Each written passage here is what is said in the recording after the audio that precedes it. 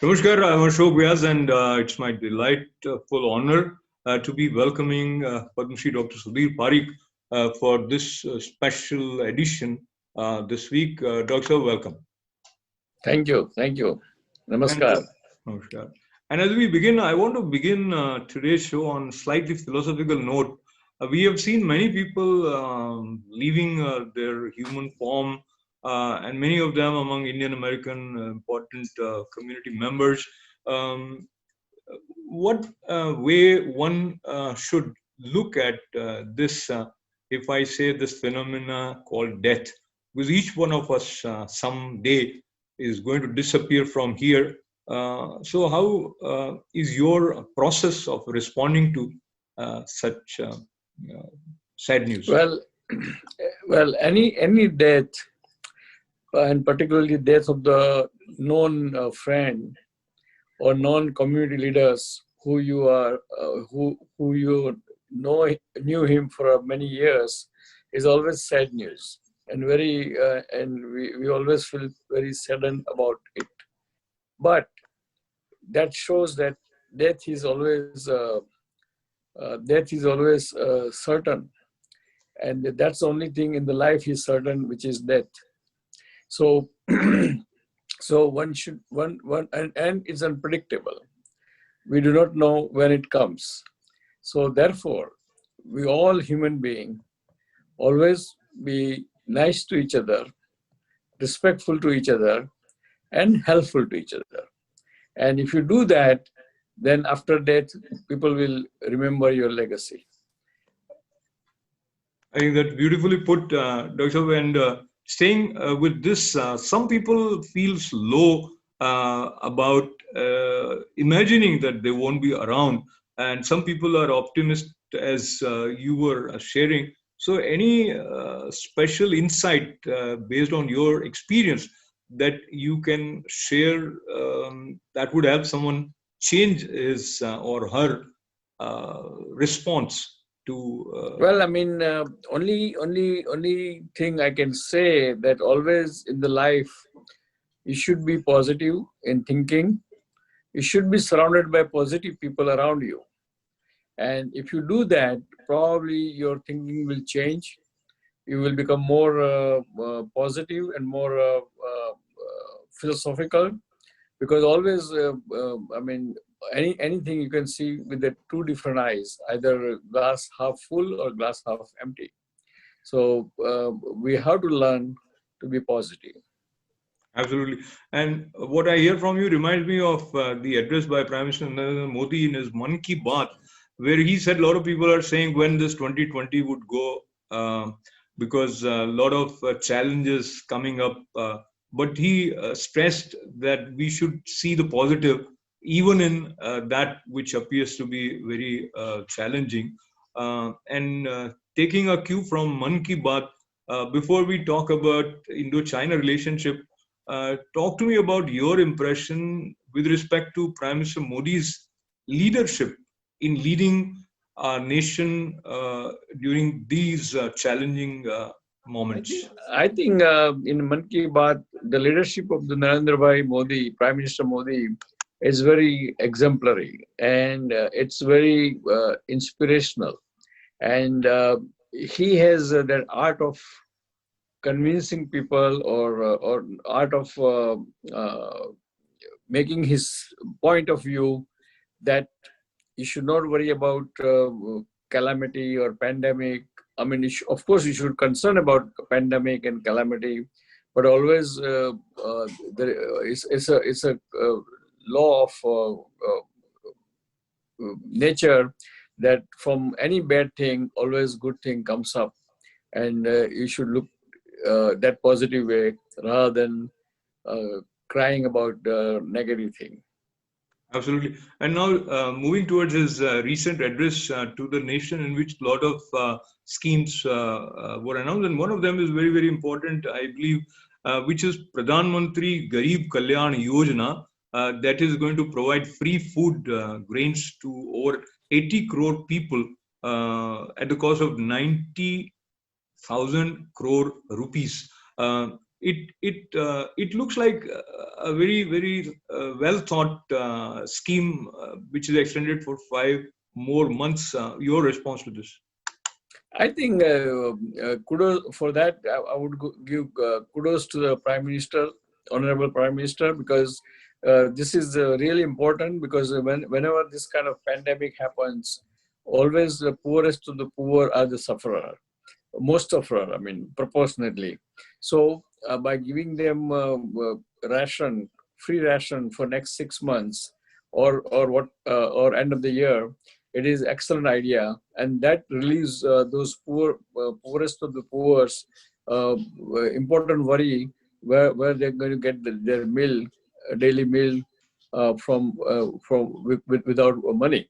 And I think this is a great uh, uh, offer by government of India to our poorest of poor, and we all must congratulate Prime Minister for that. There are two ways of looking at a leader's initiatives in terms of when you evaluate based on the results. Prime Minister Narendra Modi is being criticized by opposition for not having succeeded in its foreign policy, especially with respect to China, because of what we have seen in the Galwan, and then the tension between these two nations continues. So there are many historical backdrops to this scene. But how do you respond to this way of criticizing Prime Minister Modi? Well, I mean, constructive criticism is always welcome. And even though criticism doesn't mean that the people who are criticizing are not with the Prime Minister. We all should be with the Prime Minister or Government of India at this time of when there is a threat from the outside. And but as long as there is a constructive criticism, and if criticism has some merits, I think criticism should always be welcome, and see whether anything can be done to improve the situation. And now here is the thing which I am not sure whether we know exact details, because nobody seems to know. But there is a news that in 2008, Congress party signed a memorandum of understanding with Communist Party in China, and that was in the presence of Prime Minister Manmohan Singh ji himself. Sonia Gandhi was also there, and that picture has come where Rahul Gandhi is signing that memorandum of understanding. Now, somebody has filed in court that they want to know the details of what was it that they agreed upon. And since Congress has been very critical, Rahul Gandhi has raised many questions. So people are kind of criticizing Congress for not being pro-national or pro-India. Again, objectively, how do you see this scenario based on the backdrop of that memorandum? Well, I mean, we don't know the facts. We don't know the whole story. So it's hard to give the opinion on that. But I think certain story about national security is always confidential. Only the government of the day knows what is right and what is wrong. So I think general public should not comment on this thing, and should trust the government of the day, and always you hope that the government of the day is doing the best, whatever best for the country, and we should keep supporting them. Okay, here is another. Yeah, go ahead. No, go ahead. There is another story which is related to India's stand on Siachen Glacier. They said that there was a proposal by Manmohan Singh's government to create a peace or Shanti Parvat, to which the then Chief of Army, Mr. Singh, opposed. And that is mentioned in a book by Sanjay Baru, and there is another book also which talks about it.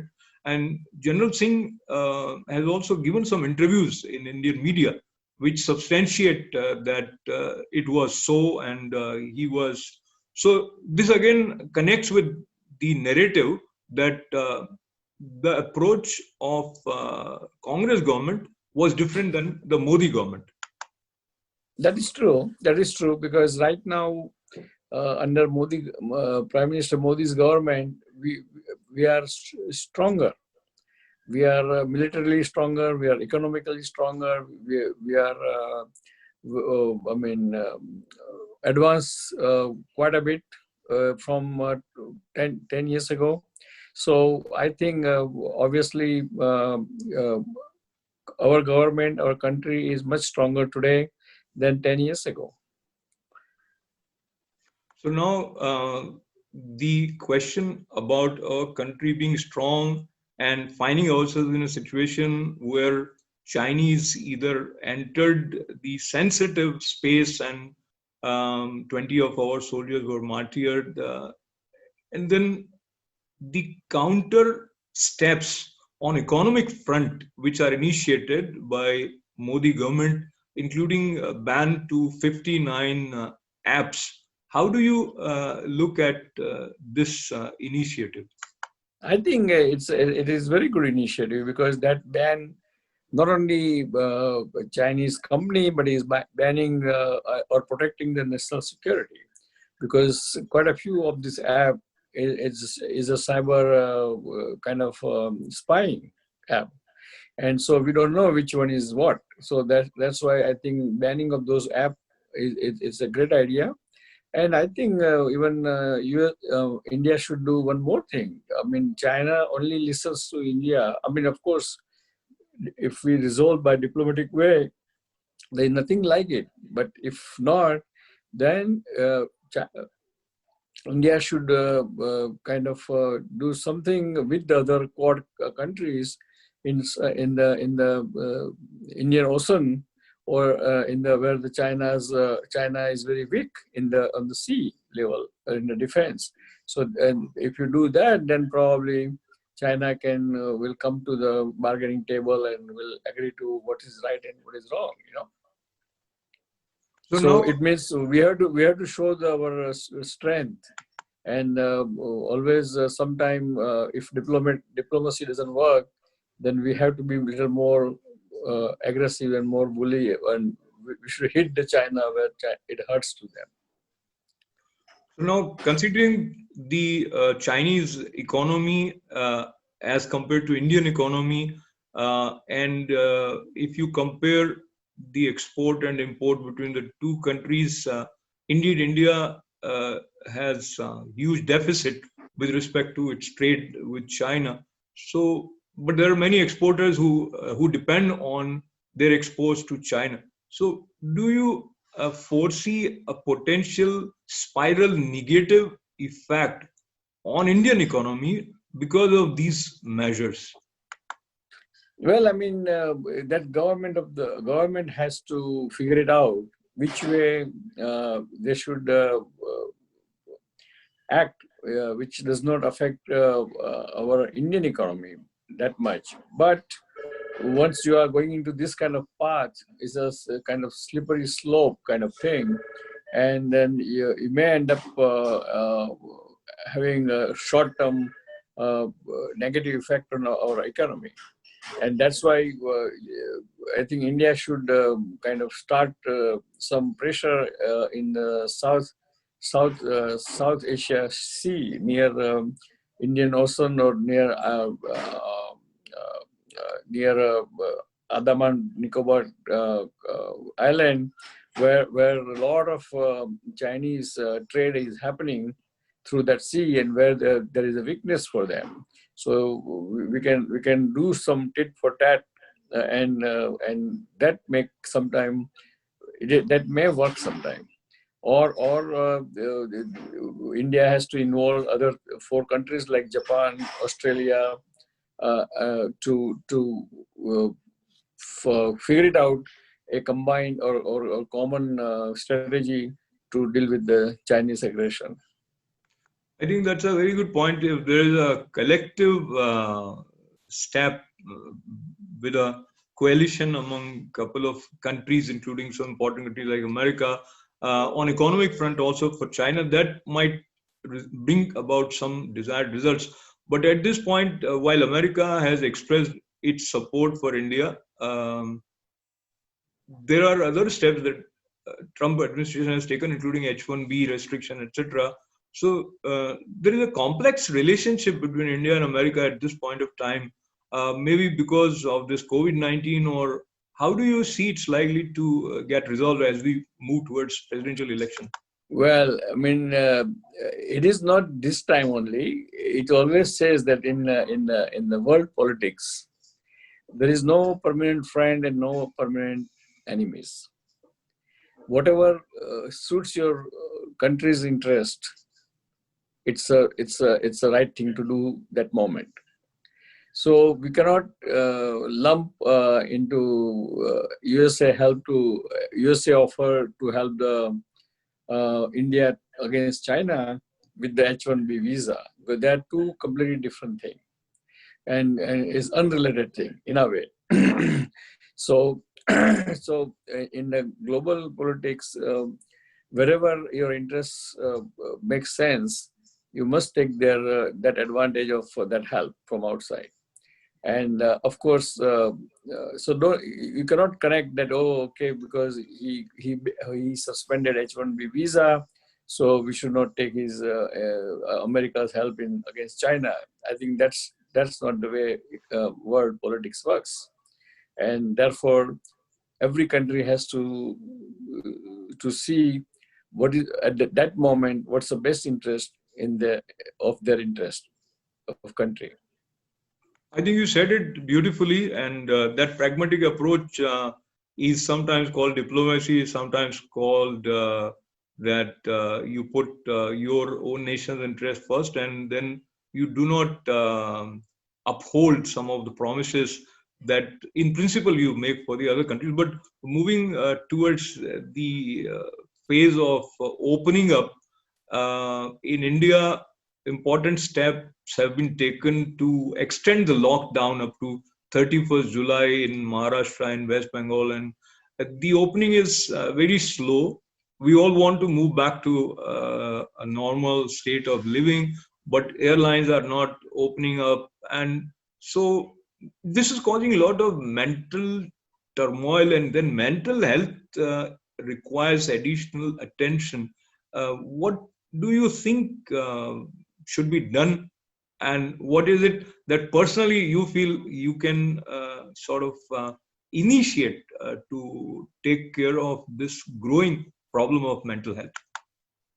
Well, I mean, when there is a lockdown like this, or when there is a stay-home order like this, or when you cannot open certain businesses, or reopening is very slow, or you might have to even reverse the reopening, all these things bound to cause some mental, emotional upset into different people, and different people digest differently.